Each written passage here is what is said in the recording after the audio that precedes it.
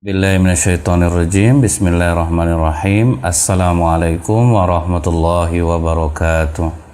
Innal hamdalillah nahmaduhu wa nasta'inu wa nastaghfiruh wa na'udzu billahi min syururi anfusina wa min sayyiati a'malina. May yahdihillahu fala mudhillalah wa may yudlil fala hadiyalah.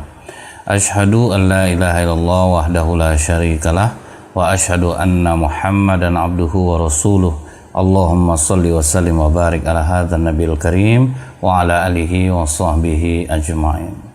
Kaum muslimin muslimat, saudara-saudariku yang semoga kita semua senantiasa dirahmati oleh Allah. Tidak luput kita dari rasa syukur kepada Allah dengan mengucapkan alhamdulillahirabbil alamin. Kita kembali dipertemukan Allah. Mudah-mudahan segala apa yang kita lakukan dan apa amal ibadah yang kita perbuat semoga dibalas Allah dengan pahala yang berlipat ganda. Bersolawat kita kepada Rasulullah sallallahu alaihi wasallam dengan ucapan Allahumma shalli ala Muhammad wa ala alihi washabbihi wasallim. Semoga dengan banyak bersolawat kita mendapatkan syafaat di yaumil akhir kelak. Rasul yang bergelar ulul azmi itu ada 5. Nabi Nuh, kemudian Nabi Ibrahim, kemudian Nabi Musa, kemudian Nabi Isa, satu lagi Rasulullah SAW. Nah, maksudnya itu mereka ini memiliki keteguhan jiwa, ketabahan yang luar biasa di saat mendakwahkan kalimah la ilaha illallah ini.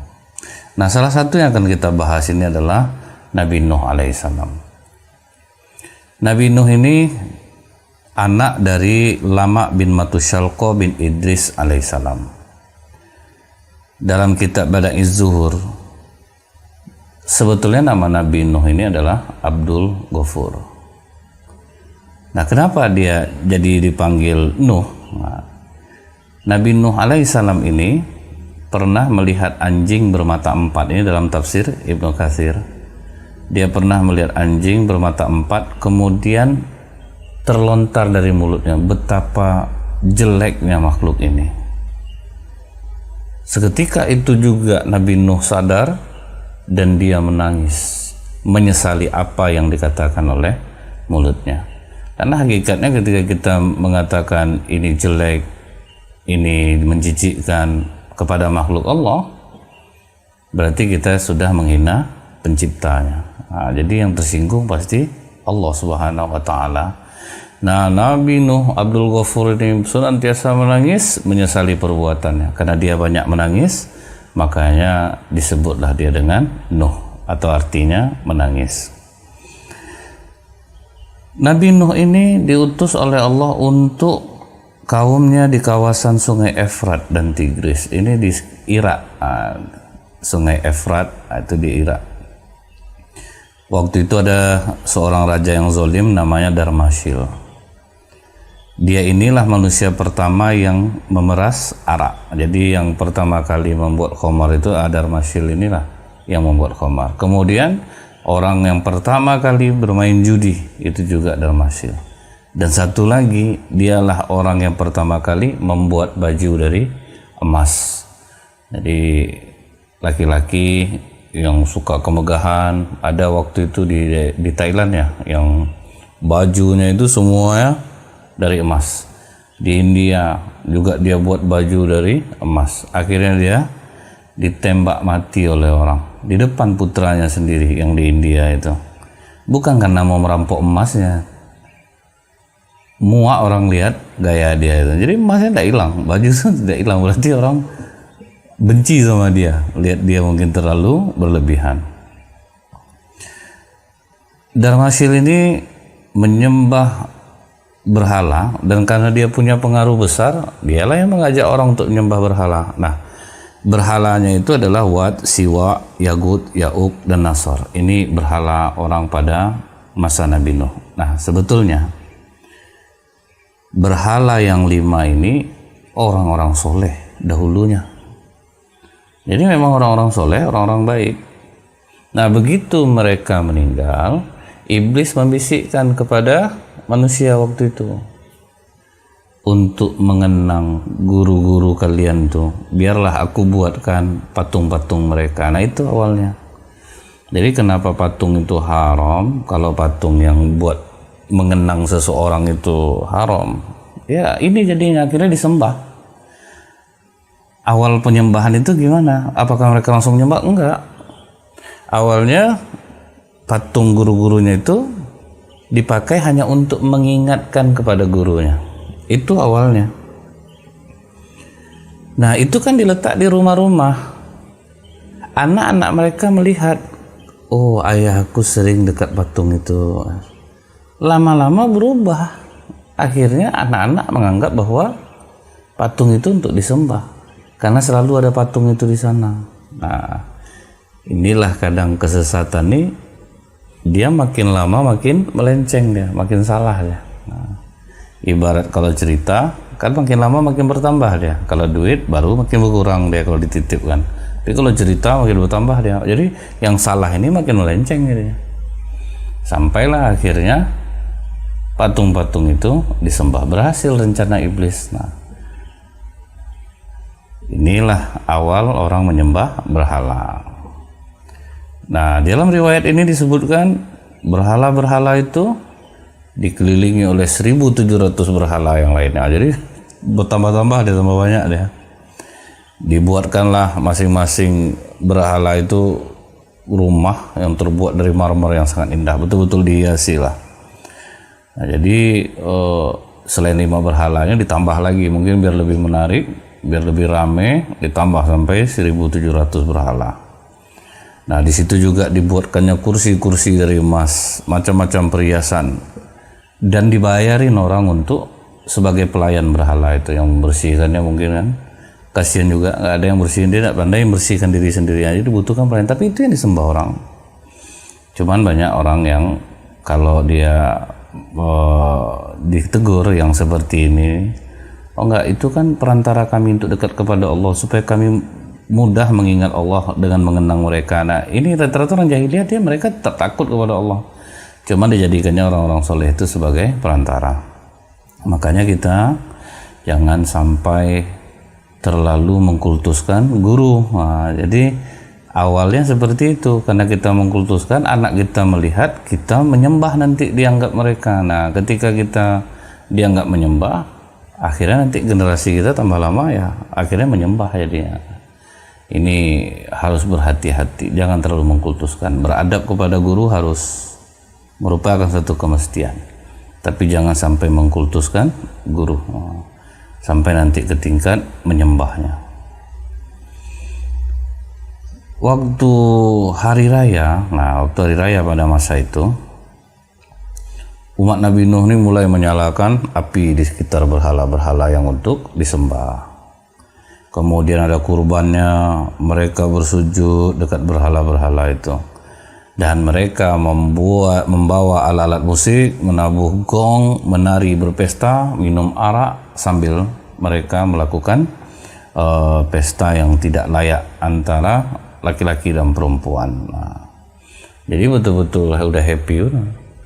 Makanya melarang orang yang happy yang seperti ini sekarang, masalah diskotik, minum arak, judi itu sulit. Dikarenakan apa? Orang yang sudah terkecimpung di dalam itu mereka diberikan kesenangan semu yang sangat luar biasa, sehingga susah untuk keluar dari itu. Nah, cuma Nabi Nuh ini dia tidak pernah tertarik dengan hal seperti itu. Nah, udah ada dari awal itu dia memang sudah tidak suka dengan hal-hal seperti itu. Sampai usia Nabi Nuh 480 tahun. Jadi udah cukup tua nih, menyaksikan hal seperti menjijikkan lah kalau untuk bertahun-tahun melihat hal yang seperti itu. 480 tahun umur Nabi Nuh, datanglah malaikat Jibril. Nah, malaikat Jibril mengatakan, aku ini utusan Allah. Aku datang kepadamu membawa risalah, Allah mengutusmu untuk umatmu. Kemudian malaikat Jibril mengenakan baju mujahidin, istilahnya baju mujahidin kepada Nabi Nuh, dikenakannya sorban kemenangan, diberi ikat pinggang, yang nama ikat pinggang itu dalam riwayat ini Saiful Azmi. Kata malaikat Jibril, berilah peringatan kepada Darmasil bin Fuail bin Jid bin Qabil bin Adama. Jadi ini terusan dari keturunan dari ke atasnya Darmasil ini.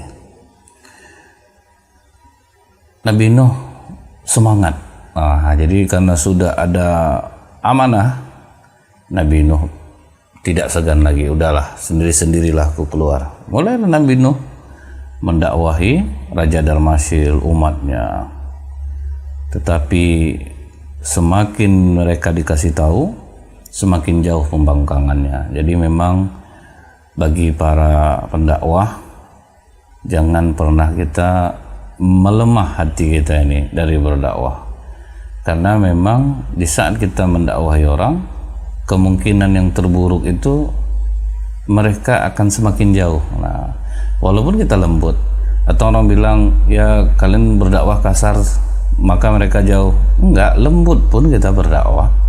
Kalau memang mereka terganggu kebahagiaannya, mereka tetap akan membenci kita. Jadi zaman Nabi Nuh itu dibawa kepada hal yang baik, dinasihati, mereka bukan makin dekat, makin jauh. Sehingga Nabi Nuh berdoa kepada Allah dalam surat Nuh ayat 5-6. A'udzubillahi minasyaitonirrajim. Qala rabbi inni da'autu qaumi lailaw wa nahara falam yazidhum du'ai illa firara. Ya Allah, sesungguhnya aku telah menyeru kaumku, maka seruanku itu hanyalah menambah mereka lari. Nah, jadi udah diadukan sama Nabi Nuh. Udah aku seru ya Allah, udah aku ajak, tapi mereka makin jauh. Kemudian Allah memperkenankan permohonan Nuh, karena udah dilihat oleh Allah, Nuh ini begitu sabar, begitu tabah mengajak orang kepada kebaikan. Kendala itu di mana? Nabi Nuh pengikutnya orang miskin. Nah, kembali lagi nih, karena kalau orang tidak berharta itu selalu dianggap apapun omongan dia tidak ada yang benar. Nah, makanya pembesar-pembesar itu adalah yang ikut kau itu macam itu orangnya, kami pula yang kau ajak. Sampai ada yang mengatakan kau usir mereka, kaum-kaum yang hina itu, baru kami mau ngikut kau Nuh, karena kami tidak selevel sama mereka. Nah, kesesatan umat pada masa lalu selalu memandang kebenaran itu melalui kesuksesan materi yang ada pada diri orang. Jadi kita ini mulailah robah pola pikir kita. Jangan sampai kita menilai kebenaran itu karena harta yang dimiliki. Nah, orang yang sekarang ini merasa aku kaya, yang ngajak aku orang miskin, Allah kalian tuh tidak ada apa-apa, aku lebih mulia daripada kalian. Ini sama umat Nabi Nuh kan banyak yang seperti ini. Cobalah orang miskin nasihati orang kaya, itu sulit betul. Kalau sembah orang kayanya dapat yang sombong pula. Tapi rata-rata ini umat Nabi Nuh ini sampai sekarang masih ada memandang kesuksesan itu lewat materi orang. Nah, kalau orang tuh kaya yang ngomong itu dia dengar. Kalau orang miskin yang ngomong seberapapun betul yang diomongin dia, mereka tidak mau. Oh, Nabi Nuh nggak mau dia. Walaupun kaumku miskin, bukan itu ukuran kebenaran di sisi Allah. Mereka ikut dengan aku. Jadi umur Nabi Nuh itu 950 tahun. Dari umur 480 berdakwah, berapa pengikut Nabi Nuh? Cuman 80 subscriber Nabi Nuh. Bayangin tuh, kalau ibarat subscriber sekarang ini ya cuma 80 lah. Sementara orang jadi YouTuber sekarang ini dalam 1 tahun sudah berapa subscribernya, banyak pengikutnya. Senang orang dengan kontennya. Tapi Nabi Nuh hampir separuh umurnya loh. Dia berdakwah hanya dapat berapa? 80 orang. Jadi kebenaran itu ukurannya bukan jumlah. Nah, itu yang harus kita ingat. Jangan gara-gara kita sedikit benar, kemudian yang tidak benar banyak. Oh ya berarti aku ini yang tidak benar. Tidak bisa juga jadi ukuran. Cuman harus ingat juga, tidak selamanya kita yang sedikit menganggap bahwa oh iya kan ukuran benar itu kan jumlah. Ukuran kebenaran itu kita mengikuti apa yang diperintahkan Allah dan Rasulullah. Itu kebenarannya. Nah, jangan ukurannya itu kebenaran di kita aja, egois kita namanya. Tapi ukuran itu standarnya harus syariat kita. Nabi Nuh berdoa lagi kepada Allah dalam surat Nuh ayat 26-27. Rabbi la tazar 'alal ardi minal kafirin. Ya Allah, janganlah engkau biarkan seorang pun di antara orang kafir ini tinggal di atas bumi. Wah, Nabi Nuh kok katanya ulul azmi, tapi kok doanya seperti ini? Waduh, ini kesabarannya sudah luar biasa, 400 tahun lebih. Sementara kesabaran kita mungkin 1 tahun aja udah KO kita. Ini 400 tahun. Ini udah luar biasa, dahsyat sabarnya. Allah perkenankan doa Nabi Nuh ini. Nah, Allah perkenankan. Maka sebelum datang banjir besar, dan itu tuh seluruh bumi, kejadiannya itu seluruh bumi, bukan bagian dari Tigris saja, seluruh bumi pernah terbenam, dan itu terbukti secara ilmiah bahwa bumi pernah terbenam. Allah perintahkanlah Nabi Nuh buat bahtera. Tapi apakah langsung kayu-kayu diturunkan Allah dari langit? Tidak. Nanam dulu. Nah, menanam pohon itu untuk dibuat kapal itu pun cukup lama, menunggu dia sampai layak untuk dijadikan bahan pembuat kapal. Artinya apa? Tidak ada agama Islam ini, ajaran Allah ini yang bertentangan dengan akal. Sebetulnya tidak ada, orang aja yang membenturkannya.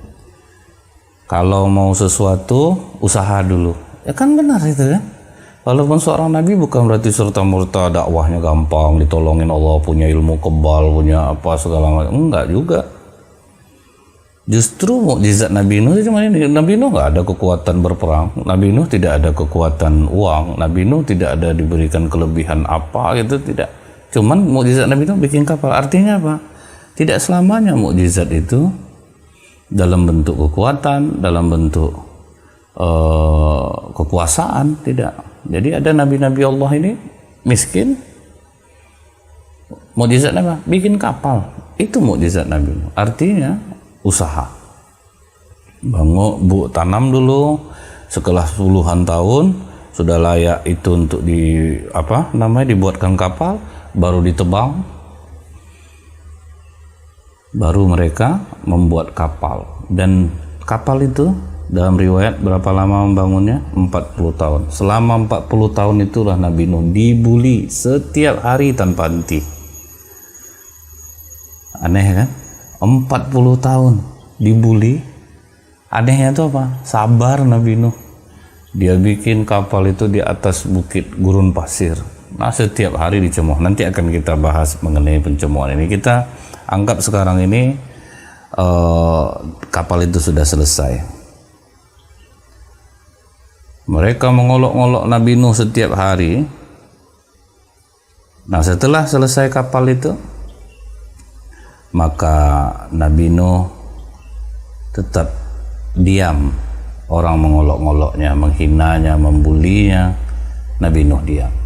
Nah, ini yang harus kita contoh, kesabaran ketika kita dihina, ketika kita direndahkan, ketika kita dibuli orang. Cuman Nabi Nuh cuman ngomong apa? Kali ini kalian mengejek aku, suatu saat kami akan mengejek kalian. Cuman itu yang dikatakan Nabi Nuh. Karena apa? Bikin kapal kok di gurun. Memangnya mau diapain tuh kapal? Sampai akhirnya air bah itu mulai keluar, air dari dapur. Yaitu tandanya dari tanur, dari dapur tempat pembanggangan roti. Udah nampak Nabi Nuh tanda keluar air. Maka Nabi Nuh langsung membawa kaumnya. Jadi lantai bawah itu untuk hewan, lantai tengah untuk manusia, dan atasnya itu untuk burung-burung. Nah, jadi sudah disiapkan semuanya. Dan banjir itu melanda, dalam riwayat disebutkan 6 bulan. Ada lagi yang mengatakan 150 hari, 5 bulan. Nah, ini tidak perlu kita perdebatkan. 5 bulan, 6 bulan, artinya banjirnya sangat lama. Nah, setelah 6 bulan atau 5 bulan tadi, tepat pada tanggal 10 Muharram, kapal Nabi Nuh itu berlabuhlah. Air sudah susut, berlabuhlah di Bukit Jud namanya. Nah, sehingga Nabi Nuh berpuasalah di waktu dia berlabuh itu. Nah, ini adalah awal puasa Asyura, mendaratnya kapal Nabi Nuh. Kemudian sekarang kita masuk kepada apa yang dirasakan oleh Nabi Nuh, bukan saja terhadap kaumnya, tapi istri dan anaknya sendiri juga durhaka kepada Nabi Nuh. Makanya para suami jangan terkecil hati. Andai kata pasangannya tidak sesolehah yang dia harapkan, selama mereka masih bisa dididik, mereka mau sholat, kadang mereka mungkin melawan karena apa, jangan langsung dicap dia tidak solehah. Sabar. Nabi Nuh aja menghadapi istrinya yang durhaka kepadanya, dia berusaha untuk sabar terus mendakwahi istrinya.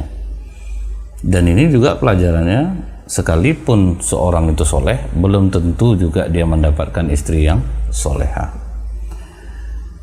Di dalam surah At-Tahrim ayat 10 sampai dikatakan Allah membuat perumpamaan bagi orang-orang yang ingkar istri Nuh dan istri Lut, sampai disebutkan oleh Allah, mereka adalah istri 2 orang hamba di antara hamba-hamba kami yang soleh, tapi mereka berkhianat kepada suaminya. Nah, jadi jangan jadi jadi pameo di tengah masyarakat kita.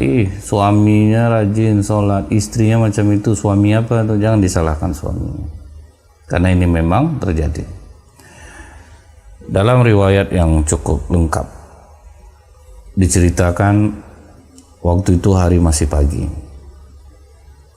istri Nabi Nuh ini bangun, bergegas dia menyiapkan diri. Pagi itu masih sunyi, dia buat makanan. Tidak lama selesai dia membuat makanan, dia pun keluar dengan perlahan-lahan, takut Nabi Nuh bangun. Tapi waktu dia sampai ke pintu, ternyata anaknya yang Kan'an bangun. Langsung anaknya ini berkata, ibu mau kemana? Nah, jadi dia udah keluar pelan-pelan, takut Nabi Nuh bangun. Pas dia megang pintu mau keluar, bangun anaknya Kan'an. Ibu mau kemana, bu? Dengan agak pucat mukanya, dia kasih isyarat kepada anaknya, diam Kan'an, aku mau ke makbat besar, artinya tempat penyembahan berhala. Kau tahu hari ini, nak, ini adalah hari raya Tuhan-Tuhan kita. Jadi istri penyembah berhala nih. Apa kata Kan'an sambil tersenyum? Ibu melakukan yang terbaik, ibu. Nanti saya akan menyusul dan usahakan diam kita ya, bu ya, karena kalau ayah tahu marah dia nanti sama kita. Nah, jadi Nabi Nuh marah betul dia dengan istrinya menyembah berhala ini. Berangkatlah istri Nabi Nuh. Sampai dia di sana, dia mempersembahkan makanan, berdoa untuk berhalanya. Selesai berdoa, istri Nabi Nuh langsung senang hatinya melihat Kan'an rupanya sudah ada di sana. Selesai acara penyembahan, pas perjalanan pulang, apa kata Kan'an? Ibu tahu tadi enggak, aku kenapa terlambat? Apa, nak? Aku melihat ayah tadi, ibu. ayah menyeru orang di pasar-pasar untuk bertakwa kepada Allah. Nah, dakwah Nabi Nuh lihat ke pasar-pasar. Rasulullah mengatakan apa? Pasar itu iblis mengibarkan benderanya di pasar. Kadang yang kasihan kita,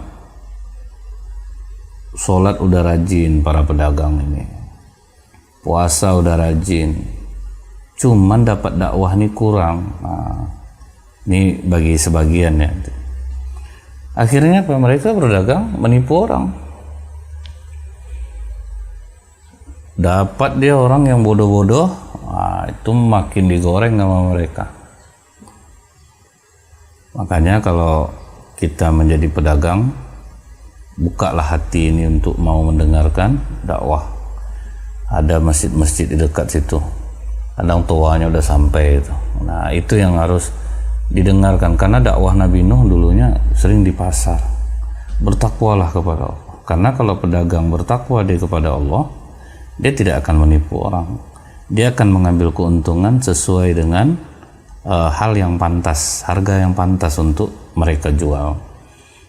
Kalau tidak, kadang barang itu jelek, dijualnya malah mahal. Nah, dan itu dianggap kecerdasan. Itu yang banyak terjadi di pasar-pasar. Sehingga kita kadang miris juga, gitu. Sampai ada pasar yang terbakar berkali-kali. Sebetulnya Allah udah kasih teguran. Karena ketika Allah memberi teguran, sama pedagang-pedagang baik pun kena. Pedagang yang baik pun kena. Kendati pun pedagang yang baik ini, sekalipun mereka rugi, Allah akan bangkitkan mereka lagi. Nah, jangan pula pedagang yang tersapu bersih pula dengan peristiwa kebakaran. Loh, kenapa Allah kok kena juga aku? Nah, begitulah Allah. Kalau menurunkan musibah, maka yang baik pun semua kena. Sama dengan virus corona ini, yang baik pun kena semua. Nah, cuman beda penilaiannya di sisi Allah. Akhirnya istri Nabi Nuh ini mengatakan, kalau begitu ayahmu ini udah cari gara-gara ini. Padahal yang ngasih kita rezeki, yang memelihara kita kan sesembahan kita, nak.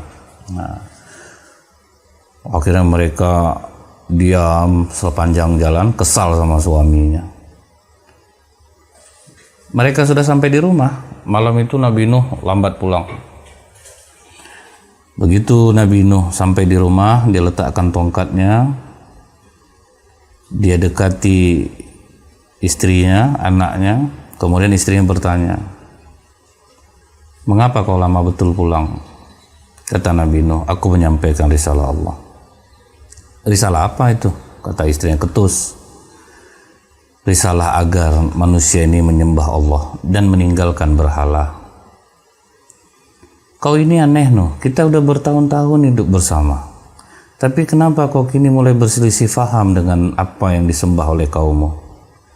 Kata Nabi Nuh, "Bukan sekarang aja, kan dari dulu aku memang sudah tidak mau yang seperti itu. Kalian yang keras. Allah telah memilihku, istriku, untuk menjalankan tugas ini. Sekarang kumpulkanlah anak-anak kita.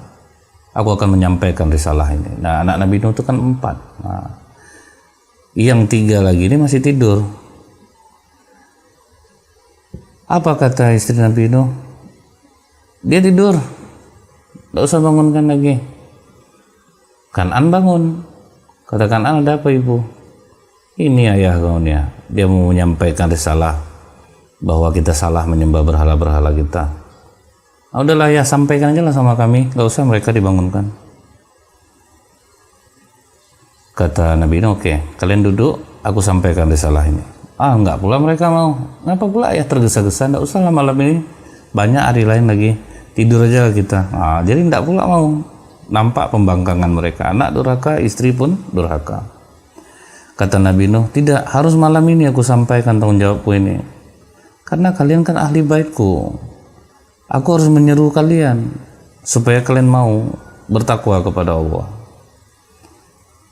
Karena mereka ribut, berdebat, anak-anak Nabi Nuh yang lain bangun. Nah, yang 3 orang tidur bangun. Namanya Sam, Lam, dan Yafid. Nah, mereka bangun. Ada apa ini ayah? Kenapa ribut-ribut ibu? Begini nak, ayah ini diutus oleh Allah untuk mendakwahkan agar mau meninggalkan berhala-berhala. Sebentar ayah, kata anak yang bertiga ini. Siapa Tuhanmu itu, hai ayah? Dijawab oleh Nabi Nuh, dialah yang menciptakan langit dan bumi. Dia yang memberi kita rezeki. Dia yang mematikan semua manusia, dan nanti kita akan dipertanggungjawabkan, harus mempertanggungjawabkan perbuatan kita di hari kiamat. Kalau begitu ayah, di mana Allah ini? Nah, kata anak Nabi Nuh ini, apakah ia berada di makbat besar, tempat penyembahan berhala bersama Tuhan-Tuhan yang biasa kami sembah? Kata anak-anaknya. Kata Nabi Nuh, anak-anakku, sesungguhnya Allah tidak dibatasi oleh ruang dan waktu. Dialah yang menciptakan ruang dan waktu itu sendiri. Dia tidak dapat dilihat oleh mata kita. Nah, kalau nggak bisa dilihat ayah, bagaimana kita bisa mengetahui bahwa dia itu ada? Nah, jadi ini kritis pertanyaan anak Nabi Nuh. Kata Nabi Nuh, kita bisa melihat dari tanda-tanda kekuasaannya nak. Nah, jadi jangan pernah kita itu berpikir, aku ingin melihat Tuhan, aku ingin melihat Allah, apa bukti keberadaannya. Nah, dari kekuasaan Allah itu kita bisa menyaksikan bahwa Allah itu ada. Dari ciptaannya, penciptaan manusia dari mulai air, kemudian menjadi daging, dibalut oleh tulang, itu sebetulnya tanda-tanda kekuasaan Allah. Bukan kita, bukan dokter yang membentuk itu. Jantung yang senantiasa berdetak tidak pernah berhenti, itu bukti kekuasaan Allah. Segala sesuatu ini ada karena ada yang menciptakannya. Kadang kita merasa kita ini ada sendiri, sementara kalau misalnya kita katakan handphone ini ada dengan sendirinya, kita dibilang orang gila. Setiap sesuatu pasti ada penciptanya. Nah, begitu kita katakan manusia Allah yang menciptakan, wah, mana pula ada, kita ini ada sendiri, kan aneh gitu. Jadi kata Nabi Nuh, kalau ingin lihat Allah, lihat tanda-tanda kekuasaannya, ciptaannya. Langit ditinggikan tanpa tiang, kan aneh itu. Semua bangunan pasti punya tiang, tidak ada yang tidak pakai tiang. Oh, tuh ada masjid nggak ada pakai tiang, ya tetap tiang kiri kanannya untuk menopangnya gitu. Sementara langit segitu luas kita lihat tiap hari, tidak ada tiangnya, siapa yang menahannya kalau tidak ada Allah? Lihat bumi yang dihamparkannya nak. Nah, di dalamnya ada sungai, ada lautan, dari hujan yang tercurah dari langit menumbuhkan tanaman yang menghidupi manusia dan hewan. Itulah tanda kekuasaan Allah. Dia turunkan hujan dari langit. Kita kan cuma tahu prosesnya saja dari penguapan ini. Nah, yang nguapin itu siapa? Yang membentuk itu semua siapa? Allah yang membentuknya. Sehingga turun hujan. Ada yang disuburkan oleh Allah, ada juga yang enggak. Hujan udah cukup, Allah enggak mau ngasih, tetap enggak tumbuh dia. Nah, itu bukti kekuasaan Allah. Kemudian menciptakan hewan-hewan, dari kekuasaan yang menciptakan manusia dan mematikan mereka, dan semua itu ada di hadapan kita. Enggak ada orang yang bisa nahan kematian, kata Nabi Nuh.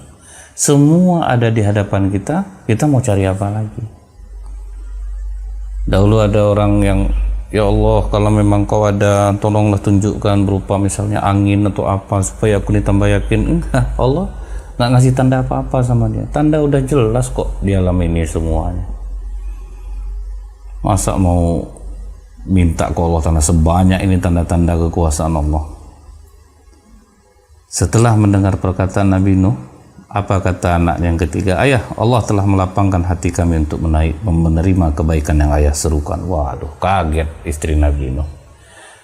Jadi terobat juga hati Nabi Nuh. Dua, durhaka dan mengkhianatinya. Yang tiga, tetap beriman kepadanya.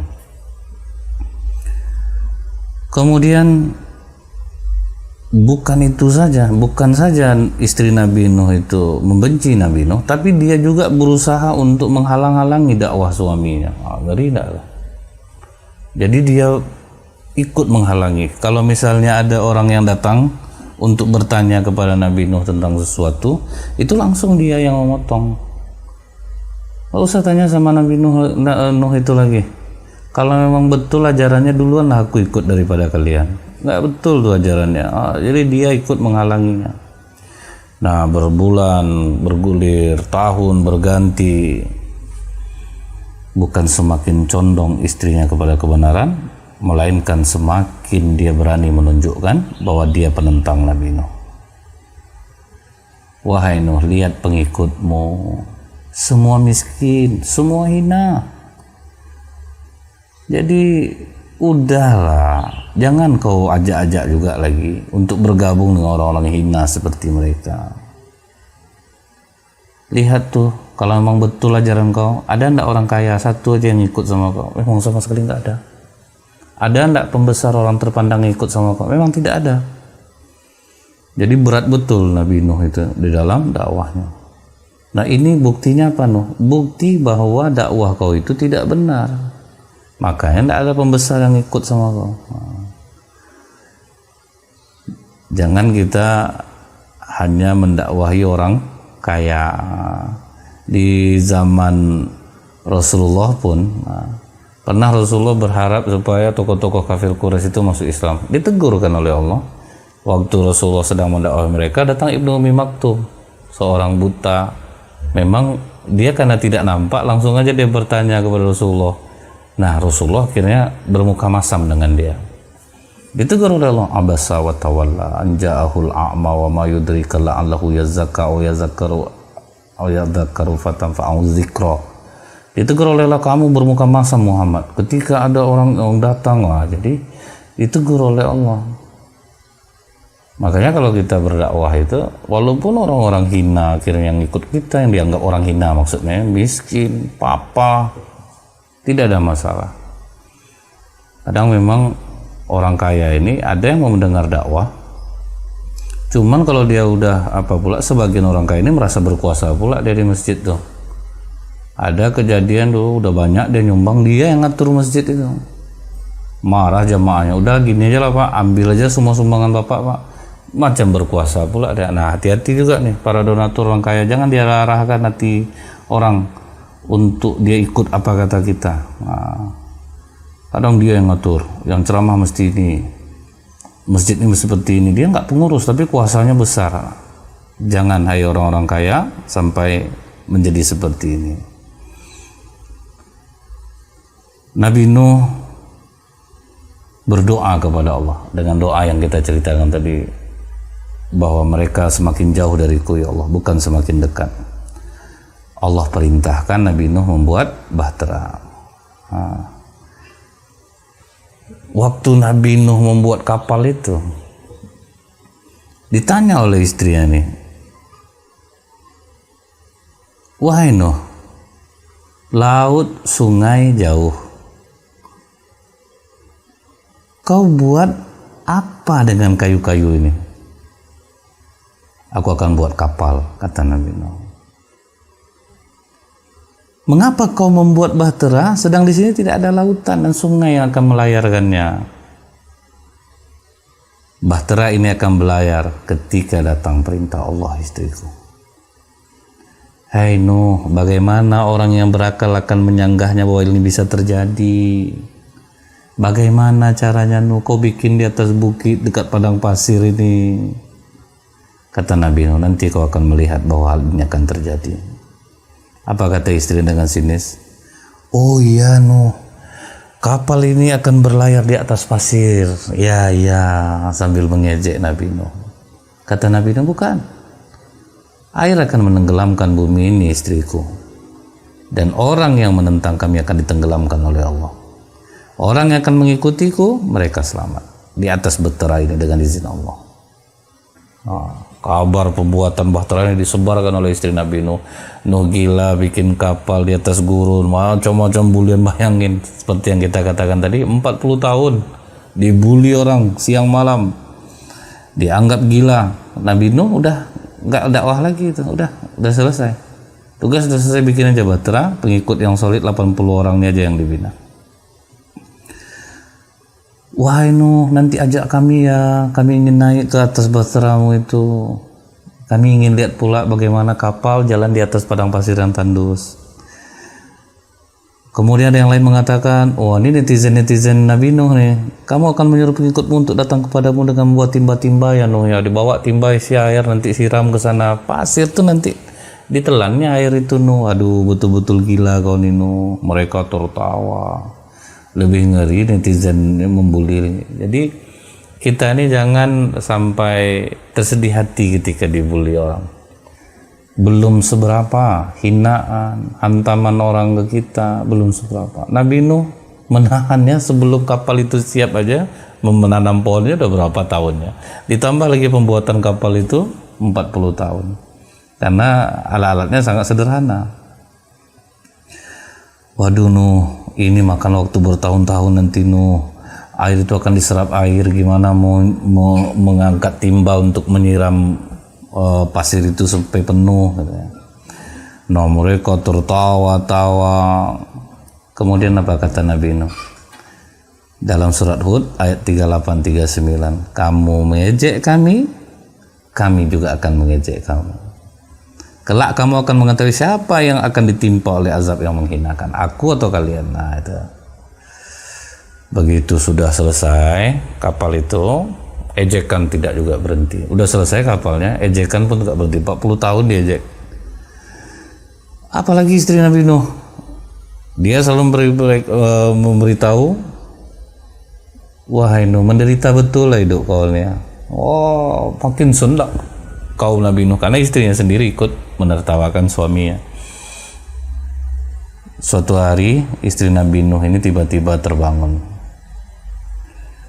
Bangkit, dia jumpai Nabi Nuh yang sedang mengumpulkan hewan-hewan. Jadi hewan-hewan itu sudah dikumpulkan oleh Nabi Nuh. Begitu udah nampak air udah keluar dari tanur, hewan semua, burung-burung masing-masing sepasang-sepasang. Nah, jadi itu untuk melanggengkan hewan di muka bumi. Artinya banjir itu terjadi menenggelamkan seluruh bumi. Jadi Nabi Nuh ini dakwahnya luas, bukan hanya sekitar di sana aja. Dikumpulkanlah binatang sepasang-sepasang. Ditanya oleh istrinya, apa yang kamu lakukan? Mau kemana hewan-hewan ini dibawa? Kan orang udah mulai berkembang gitu, cuman belum sampai ke seluruh dunia orang ada gitu. Ini apa namanya, Nabi Nuh keturunan ke-9 kalau tidak salah. Nah, jadi sudah lumayan banyak orang yang didakwahi. Mau kau bawa kemana hewan-hewan ini, burung-burung ini? Nanti kami nggak makan apa-apa nanti kalau kau bawa semuanya.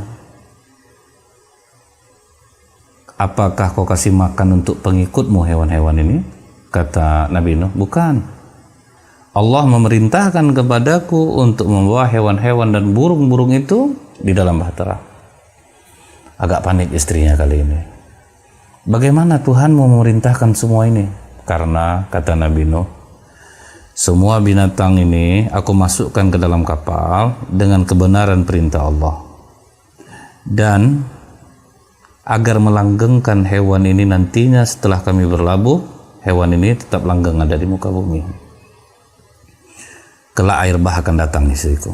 Mereka akan menenggelamkan segala sesuatu dan tidak akan ada yang selamat kecuali siapa yang naik ke dalam bahteraku untuk kemudian memulai kehidupan dunia baru yang muncul dengan fajar keimanan. Nah, inilah yang waktu film Kiamat 2012 itu ada yang selamat. Sebetulnya mereka ngadopsinya dari sini nih.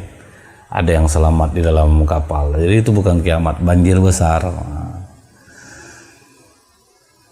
istri Nabi Nuh mulai agak takut dia nih.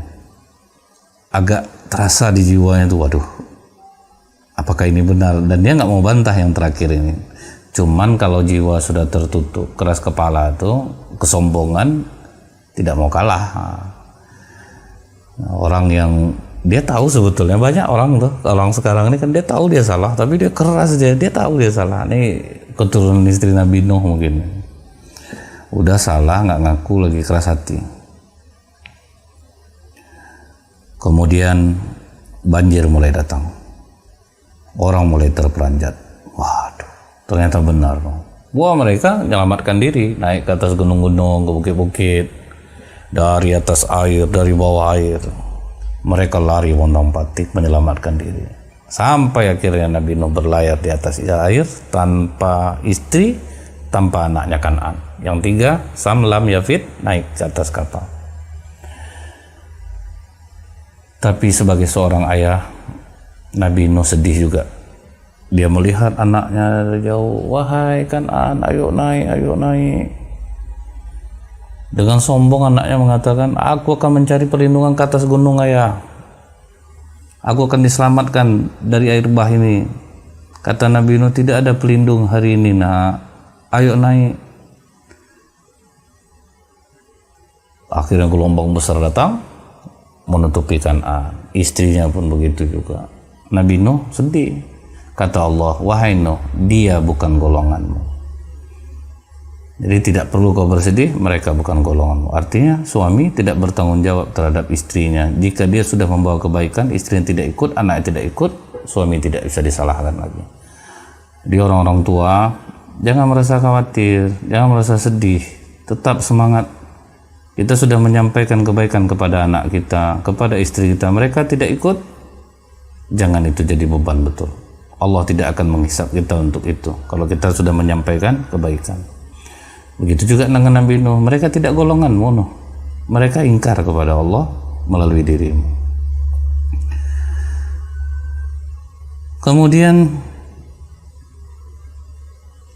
Nabi Nuh alaihissalam ini berlayar. Selama di atas kapal itu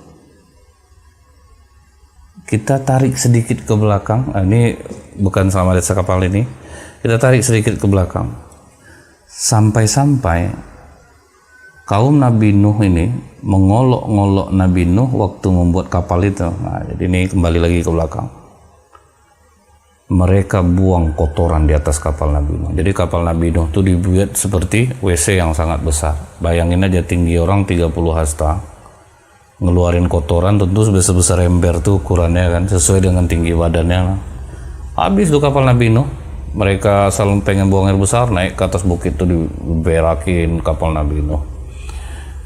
Nabi Nuh pasrah karena nggak bisa untuk membersihkannya. Sumber air jauh. Nah ini ketabahan Nabi Nuh nih. Akhirnya Allah tunjukkan kuasanya. Ada seorang tua kakinya pincang, dia pengen buang air besar ke atas kapal Nabi Nuh. Susah cari tempat karena udah penuh, situ satu onggok, situ satu onggok, situ. Udah payah dia jalan, akhirnya terpeleset jatuh. Kakinya yang pincang itu kena tai. Yang ada di kapal Nabi Nuh sembuh. Dia pun berlari ke bawah. Hei masyarakat, berkumpullah. Ternyata kotoran yang ada di kapal Nabi Nuh mengandung berkah. Kalian tahu selama ini aku pincang, sekarang aku sudah bisa berjalan. Viral lah berita itu. Mereka naik lagi ke kapal itu sampai dikikis semua kotoran itu, membersihkannya. Nah itu cara Allah menghukum kaum Nabi Nuh yang mengolok-olok Nabi Nuh. Akhirnya semua kotoran itu diambilin sama mereka, dibawa pulang. Nah ini cerita sebelum mereka naik ke kapal. Nah kemudian kita masuk nih, sewaktu di dalam kapal itu.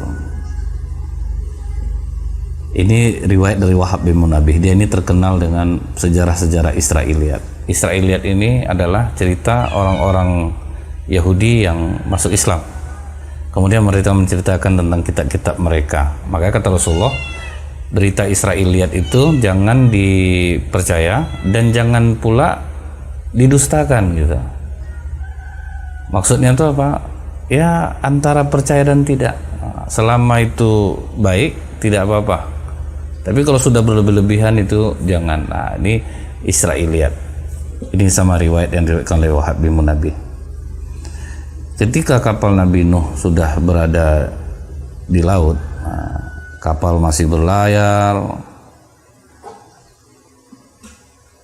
maka Nabi Nuh itu sempat mengumumkan kepada seluruh hewan-hewan dan manusia, tolong kalian yang sepasang-sepasang jangan ada yang melakukan perkawinan. Karena kalau kalian melakukan perkawinan, nanti kalian beranak pinak. Wah, sama tahu lah kalau binatang beranak pinak, ada yang 5, ada yang 7 gitu. Nanti berat kapal ini, kita tidak tahu sampai kapan kita berlayar.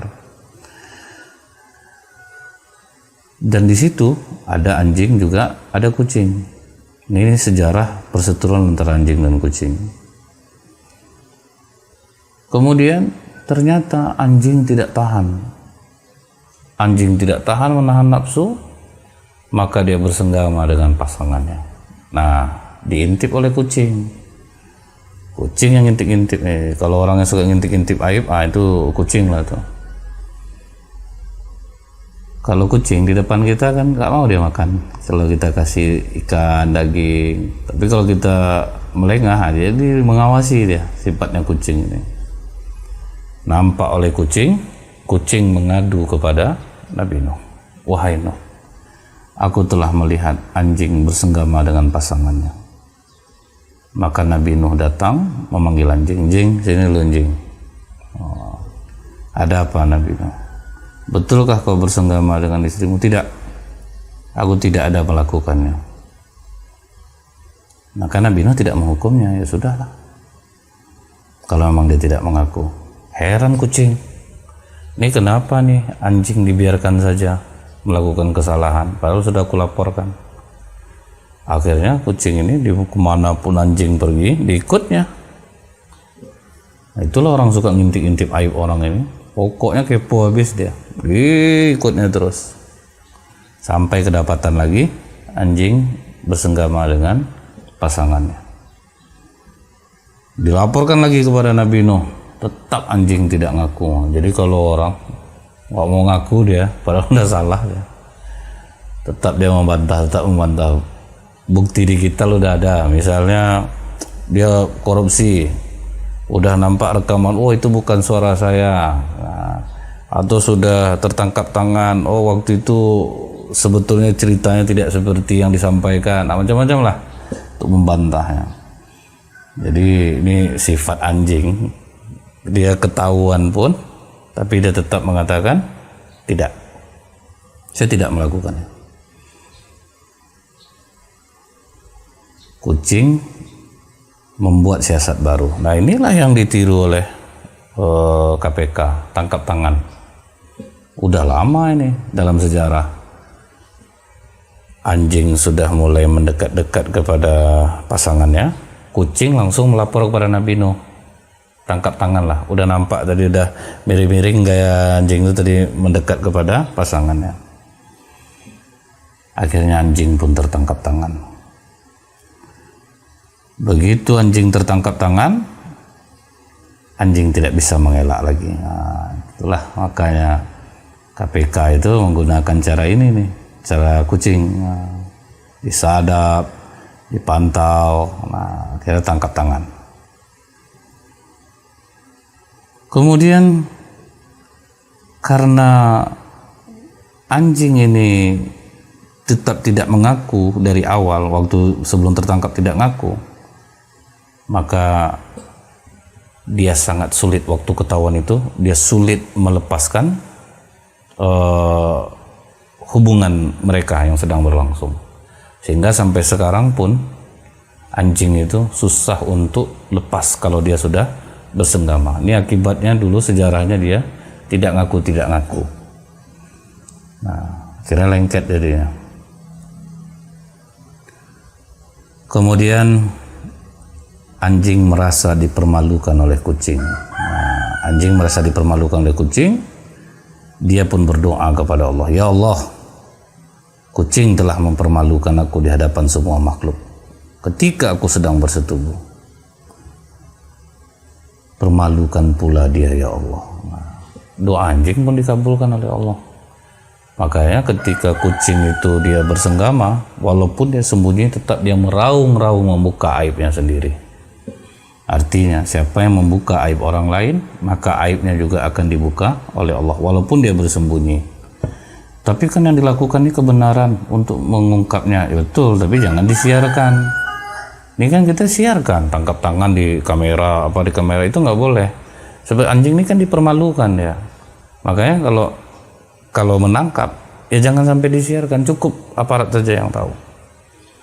Cukup orang yang nggak perlu dipublikasikan, tidak perlu dipublikasikan. Nah ini makanya kadang kita kan sering melihat tuh, dia kena tangkap, besok yang nangkap ini lagi yang berbuat kena tangkap, besok lagi yang nangkap lagi yang berbuat kena tangkap. Selalu seperti itu jadinya.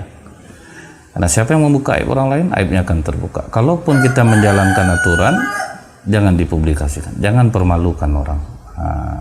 Ini yang harus kita ketahui tentang sejarah binatang yang ada di atas kapal Nabi Nuh.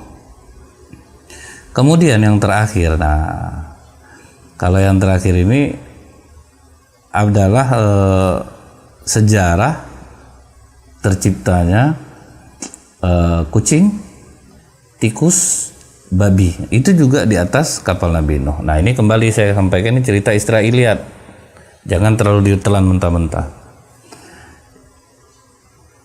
Waktu banjir besar, ketika sudah jalan, kotoran binatang ini banyak di kapal Nabi Nuh. Karena mereka harus buang air kan, buang air besar. Nah kotoran banyak. Binatang-binatang itu semua buang kotoran. Nah khawatir nih Nabi Nuh. Ini bahaya ini kalau sempat kotoran udah banyak. Tentu tenggelam kapal tuh, berat sama kotoran, belum lagi berat sama binatang. Nah malaikat Jibril menemui Nabi Nuh, memerintahkannya, wahai Nuh, usap dahi gajah. Diusap dahi gajah, dari dahi gajah itulah keluar babi. Terciptalah babi. Babi inilah yang memakan kotoran. Nah itulah untungnya. Orang-orang yang suka memakan yang kotor-kotor, samalah dengan babi ini. Babi itulah membersihkan kotoran dong. Kalau kotoran kayak gini dibersihkan ya masih syukur lah gitu. Tapi ini yang kalau kotoran dibuang kan bersih dia. Ini kotoran yang dimakan mereka gitu. Dari hal-hal yang tidak baik yang mereka makan dengan cara yang tidak baik. Nah ini sama seperti babi. Kemudian iblis yang ikut di atas kapal tersebut mengusap belakang babi. Diusapnya belakang babi, keluar dari hidung babi tikus. Ini awal terciptanya tikus. Digigit-gigit lah oleh tikus itu. Makanya kan tikus itu mengganggu betul ya. Tidak apa dibunuh. Tikus habis digigit-gigitnya kapal-kapal mulai khawatir pula Nabi Nuh. Ini kalau sempat dibiarkan bisa bolong-bolong si kapalnya dibuatnya. Rumah kita aja bolong-bolong dibuat tikus. Maka malaikat Jibril perintahkan, usap belakang harimau. Diusap belakang harimau, maka keluarlah dari hidung harimau kucing. Kucing itulah yang memburu tikus. Nah ini ingat, ini cerita Israel, jangan ditelan mentah-mentah. Ini saja yang bisa saya sampaikan, lebih kurang saya mohon maaf. Subhanakallahumma bihamdika asyhadu alla ilaha illa anta astaghfiruka wa atubu ilaik. Assalamualaikum warahmatullahi wabarakatuh.